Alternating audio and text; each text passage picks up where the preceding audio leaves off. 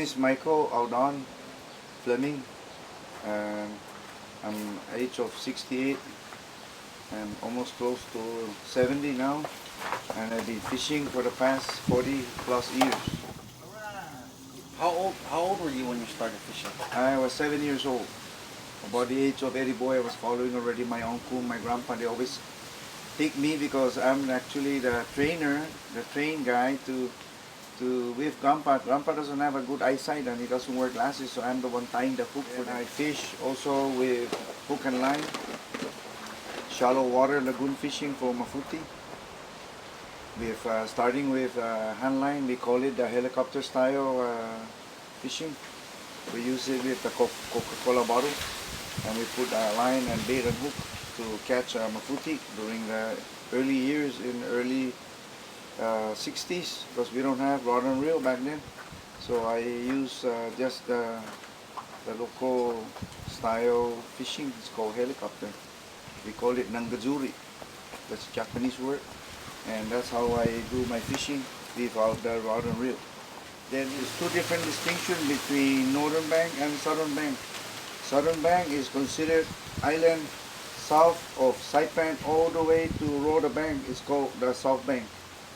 And the northern bank are anything north of Mindanesa all the way to the northern island, all the way to the island of Mark. That's the end of the Marianas Archipelago island of chain from Guam, the southernmost, to Mark, the northernmost. I've been all over this island since fishing in my early years with my grandpa and my uncle Hustu and my grandpa Joaquin Audon. That's my grandpa. I always fish with them because farming is something temporarily, but fishing is mainly our main provider for our food.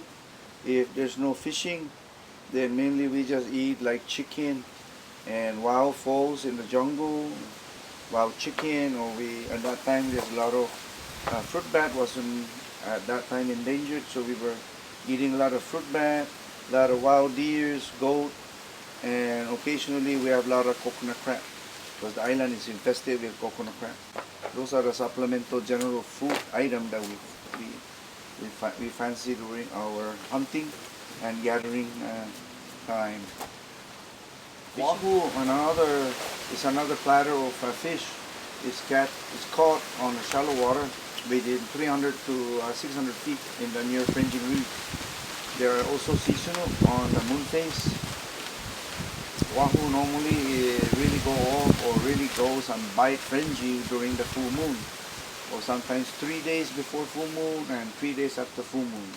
We go for wahoo because that's the time when they really come up and bite. Unaga is a different animal. You fish them in the crescent moon, beginning of the third moon, all the way to 3 days after full moon. That's when you go for unaga. For Shubamouth, you just go about any time. Shubamouth is next in line. You catch them too about the same depth, but more on a shallow area between 500 to 700 feet for them. And baiting, so I'm pretty much the master baiter for them, and also the guy who tie the hooks for Grandpa and Uncle Hustu Sanchez. These are the two main guys, my mentor, who taught me about fishing for different species, different kind of technique, different kind of rigs, and different type of hooking the fish with the jig and tying the right jig for deep bottom, and tying the lures for the wahoo and yellowtail, yellowfin, and tuna, all of these pelagic fish. They taught me how to use it. But when the new regime came in, like the plastic squid skirt, we normally use the young heart of the coconut leaves. Those are really white, and they get attracted by the brightness of the leaves. We use that as our lure to tie our wahoo, marlin, any pelagic fish, even tuna. We use the young coconut leaves. That's what we harvest. That's why in our boat back then, we always carry coconut leaves on our boat to make use of tying extra lures. Because they get strike once and they get destroyed, so we have to tie a new one. So I'm pretty much tying all the lures when they were fishing.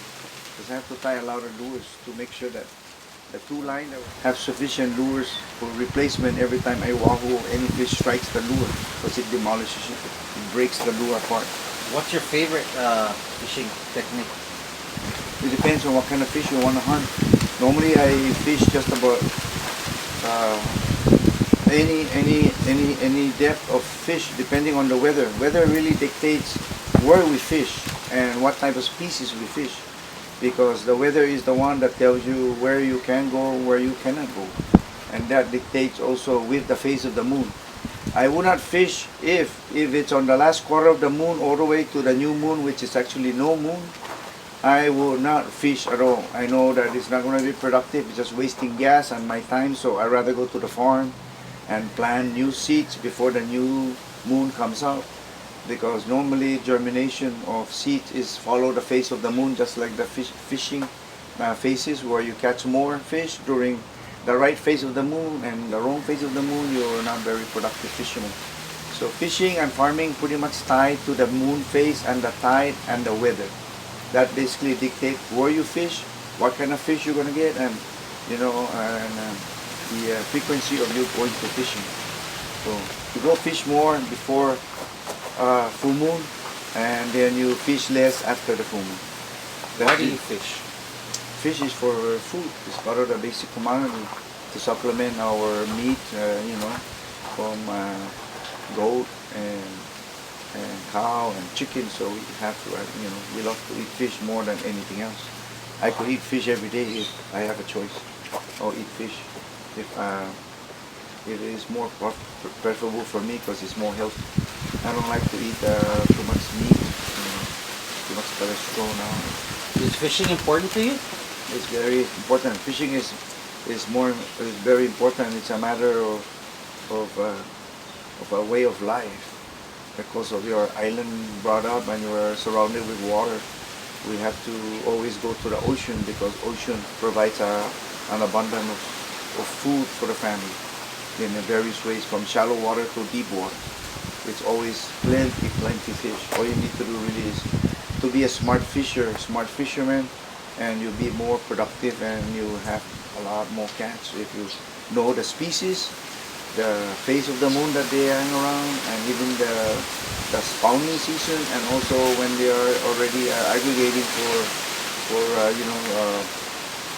actually when they're starting to go off, and like wahoo, they really go for the lure during the full moon. Anything between that, they don't really bite as much. So on a scale of 1 to 5, I will go on a full moon maybe 5 times more than I will go if there's no moon, maybe once. Normally the fish will attack from here, the mouth, wham! So it's right on the opening. You know what I mean? Mm. If this thing is too far back, you always hit it, but it won't hook. But if you put it exactly right at the critical point of biting, then it will bite good. Do you think it's important to transfer your knowledge about fishing down to the next generation? Oh yes, that's why my fishing, I'm very, we call it chataw.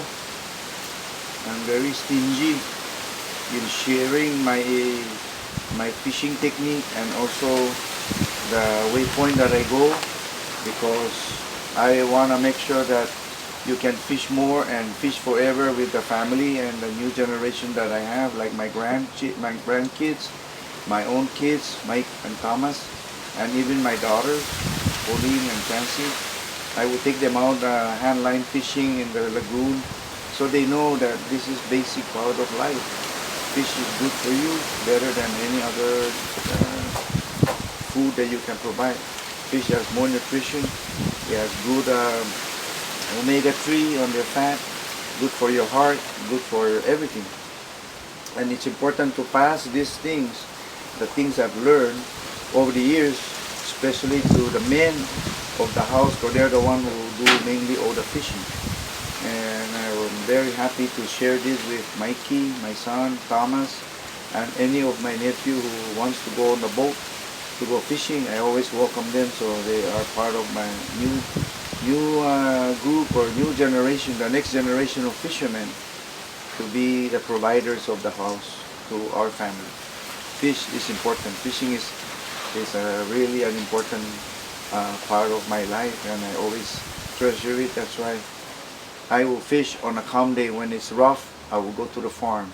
But on a calm day, I can put things away and say, no, put that on hold until I get back from fishing. Because the limited good weather around here. Between March and June is the most preferred fishing time of the year. Normally you have those calm, springy of a calm weather that you can fish more during that time of the year as opposed to June, July, August, all the way to September, October is the typhoon season, mostly rough weather. Then after November, December, that's the waning part of the rough weather. Then comes February, March, April, May, June, June, up to June, it's all calm season. And all of those two tie with what kind of fish coming in. Like February, normally the mahi comes in, and then the marlin comes in during June. And the tuna is actually all around, but they get scarce between March, April, May. They run very far away because the bait is far. You know, they follow the bait, and the calm season, people go out the bottom because that's the most productive time to go bottom fishing during the calm season. I think I got everything. Yeah. Thank you. Bye. You're welcome. And if you need more in the future, let me know.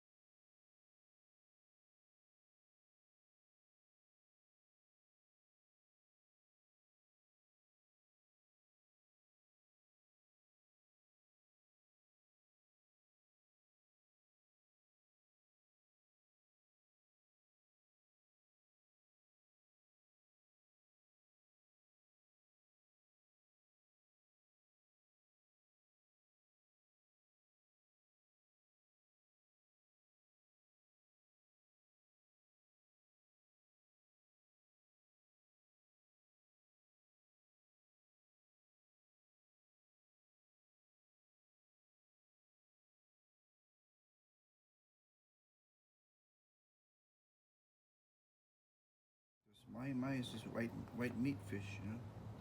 This Hawaii's favorite fish. If you catch before 20 years ago, mahi here is considered like junk fish. They don't even consider it a marketable fish. They don't. People don't like it, and they develop taste on it.